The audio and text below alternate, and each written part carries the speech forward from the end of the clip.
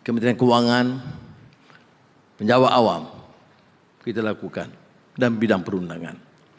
Tetapi sebagai hala tuju untuk sesi parlimen akan datang dan tahun ini dan berikutnya, undang-undang yang pertama yang kita bentangkan di parlimen dalam sesi akan datang mulai Januari ialah undang-undang pemisahan kuasa pendakwa raya dan peguam negara.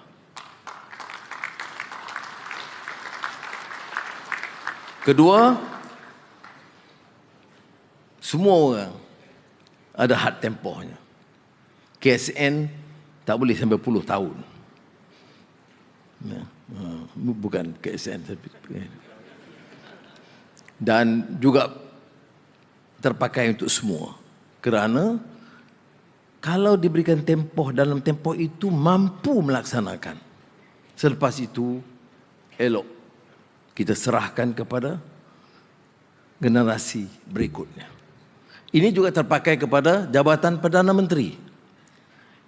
Maka kita akan bentangkan undang-undang menghadkan tempoh bagi Jawatan Perdana Menteri tidak melebihi 10 tahun atau 2 penggal penuh. Baik. Ini sudah tepuk, mana tak mau saya lebih dari 10 tahun ni. Saya ingat tak, rasa sedih, jangan terus. 100 tahun boleh lagi dah. Jadi terima kasih kerana bagi tepukan. Tolong ambil nama siapa yang tepuk tadi.